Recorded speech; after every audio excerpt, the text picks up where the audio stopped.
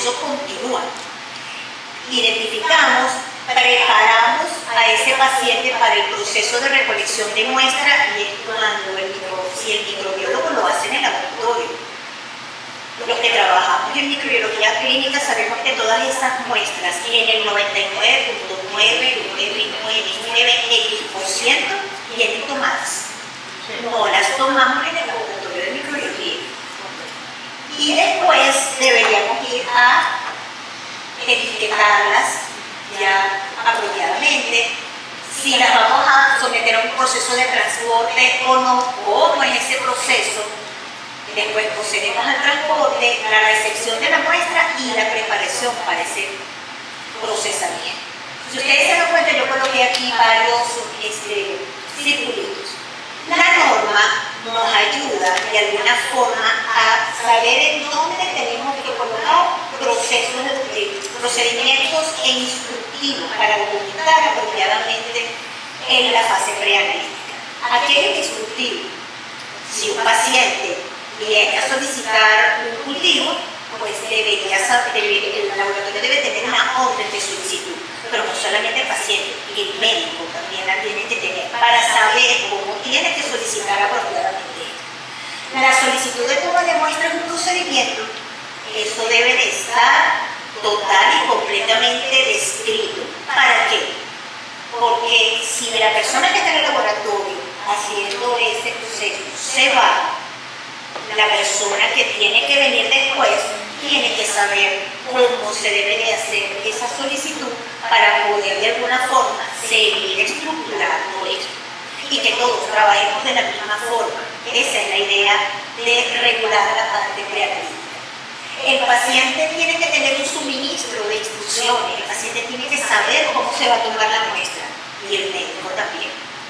Hay médicos que de repente pueden hacer una solicitud y entonces mandan al paciente, vaya al laboratorio, señora, para que le indiquen cómo debe ser recolectada la muestra. Qué pena, me perdona, pero el médico debería saber esto. ¿Cómo se recolecta un cultivo? ¿Cómo se toma apropiadamente en la casa una muestra de cultivo? Debería saber cómo tiene que ayudar a ese paciente, darle las órdenes, ¿no?, las instrucciones para que lo sepa hacer. Y no solamente eso, verificar. Eso que le digo, lo agarro al paciente y le digo, usted tiene que levantarse en la mañana, no se cepille los dientes, trate de que le hagan percusiones en la espalda para poder explorar y recoge la muestra en el envase apropiado y lo trae de la forma más rápida al laboratorio. Dígame, ¿usted entendió lo que yo acabo de decir? Repítame. Repítame. Y ustedes van a ver aquí en el paciente. Y si se lo ponen a leer, también va a pasar. Yo lo he visto. Porque he visto eso en los pacientes que me han tocado atender. Y entonces le digo, venga, siéntese usted aquí conmigo, vamos a leer la orden nuevamente. Y entonces aquí es donde surgen las preguntas. Porque cuando ustedes le están hablando al paciente, el paciente está tan aturdido y angustiado, por supuesto, que no entiende. Ellos dicen, pero es así. Le dicen, sí. ¿Y usted me entendió? Sí, repítame. Y la cara de él es totalmente como que no entendí. Entonces eso, nosotros como profesionales de la salud tenemos que tomarnos el tiempo para poder hacer esto para nuestros pacientes. Los convido a que lo hagan. Es parte de la empatía que nosotros tenemos que tener como profesionales de la salud. La identificación del paciente no solamente es un procedimiento, sino que también forma parte de la política de una clínica o de una institución de salud. ¿Cómo se va a hacer la identificación del paciente? ¿Por qué? Porque eso se hace directamente con un software que tiene la clínica y la clínica ya sabe todos los aspectos que tiene para conectar la información para ese paciente. Lo mismo sucede con la preparación para el proceso de la reposición de la muestra. Esto también es un procedimiento. El transporte es un procedimiento, la recepción es un procedimiento y la preparación también es un procedimiento. Entonces, ¿qué tenemos que hacer? Documentar. tenemos que documentar la fase preanalítica, muy importante. ¿Cuáles son los datos mínimos de esa solicitud? Ustedes lo ven. Y esto lo dice el CDCI en su documento GP 26A3 y también lo dice la Organización Mundial de la Salud.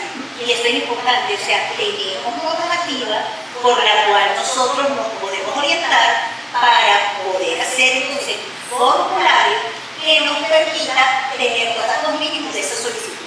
Identificación del paciente, nombre, apellido, número de cédula, edad, género, sexo. Si ustedes necesitan el género, lo solicitan. El sexo generalmente es lo que prega. Tipo y procedencia de la muestra, de dónde viene, qué tipo de muestra es, respiratoria, gastrointestinal, es suero, es sangre, todo eso lo tenemos que especificar. ¿Qué estudios o pruebas solicitadas? Y a esa solicitud, a ese formulario, le grabamos esa solicitud para tener una evidencia de cómo fue solicitado el examen. ¿Para qué? Porque si sucede algún reclamo, yo no lo quiera, yo tengo aquí. Esto fue lo que usted solicitó. Y aquí está, y yo marqué en el lugar en donde tenía que estar esa solicitud. Información clínica del paciente. ¿Cuántas veces nosotros recibimos ese dato?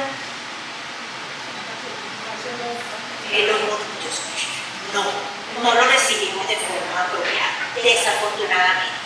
Nosotros deberíamos saber allí por lo menos mínimo cuál es la enfermedad de base del paciente, para poder nosotros ayudarnos con ese dato a interpretar el resultado. Terapia antimicrobiana previa o actual. Eso lo tiene que aportar el médico. Cuando ustedes le preguntan al paciente o al familiar del paciente, ¿qué antibióticos está tomando? Ay, doctora, yo no sé. Yo sé que a mí me están dando unos, pero no sé cuáles son. Y eso es típico. El paciente no tiene por qué saber si es una cefalosporina o una quinolona. No lo sabe. Eso lo sabemos nosotros y lo sabe el médico tratante. Fecha y hora de recolección de la muestra. El paciente que se levantó en la mañana, a las 5 de la mañana, para recolectar la muestra de orina. ¿Ustedes creen que se van a poner a ver a qué hora se levantaron y a qué hora lo hicieron? No. Eso generalmente no sucede. Generalmente nosotros podemos de alguna forma registrar apropiadamente la hora de recolectar, la hora en la que nosotros recibimos esa muestra de laboratorio. Cuando la trae. Identificación del médico solicitante. La boleta debería venir con el sello y el número del médico. ¿Para qué? Para nosotros poder tener la trazabilidad de eso. Y ojalá no solamente viniera con eso, sino que viniera con su teléfono celular.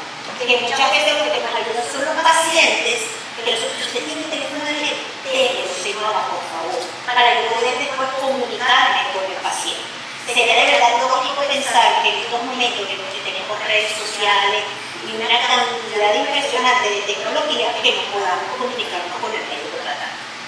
Y registrar si la muestra se recolectó o no en el laboratorio. La mayoría de las veces no se recolecta en el laboratorio. Me permití traer del Ministerio de Salud de Madrid y de Murcia para que ustedes vean qué diferencia hay entre la cantidad de requisitos que nosotros deberíamos tener como información para nuestros pacientes, cómo lo hacen para una materia prima, por ejemplo. Y fíjense la regulación que tiene esto. Proveedor, número de control de calidad, registro, fecha de recepción, fecha de caducidad o de vencimiento del producto, cantidad, número de envío, precio, riqueza o grado alcohólico en el caso de que la tenga uno, aceptación o rechazo, quién se encarga, quién firma, cuándo fue la fecha, a qué hora, control de decisión de aceptación o rechazo de esa muestra y la fecha de finido. Entonces fíjense la cantidad, nombre de la materia prima, dónde está ubicada, propiedades de uso terapéutico. ¿Por qué? Porque hay materias primas que se utilizan para fabricar un producto farmacéutico. Puede ser alcohol, cloroformo, helio, todo, absolutamente todo tiene que estar muy bien documentado. y lo ven aquí también, cumple cuál es la monografía, la farmacopea, cuál utilizar, de qué año, si tiene impureza, descripción del procedimiento analítico, todo eso está súper bien regulado en la industria farmacéutica. Y fíjense aquí, la Agencia Española de Medicamentos y Productos Sanitarios, en su cláusula 4.1.2, esto es del Ministerio de Sanidad, de la Agencia Española de Medicamentos y Productos Sanitarios, fíjense que establece muy bien cuáles son los datos de la fase preanalítica que tiene que tener ese producto cuando va a llegar y cuando se van a solicitar los datos y lo que se le va a hacer a esa materia prima. Entonces es súper importante que nosotros entonces podamos hacer esto también a nivel de laboratorio clínico. ¿Cómo se recoge la muestra? Todo esto, por cierto, está en esa norma que yo les acabo de decir, en la ISO 20658. Revisen la última edición que está libre en internet desde el 2017, pero sí tiene cosas que la nueva